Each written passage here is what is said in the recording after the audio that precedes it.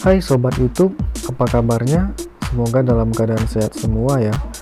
Kembali lagi di channel Cara Endo. Kali ini kita akan membahas bagaimana cara pembuatan abstrak liquid effect di Photoshop. Bagaimana cara pembuatannya? Mari kita mulai.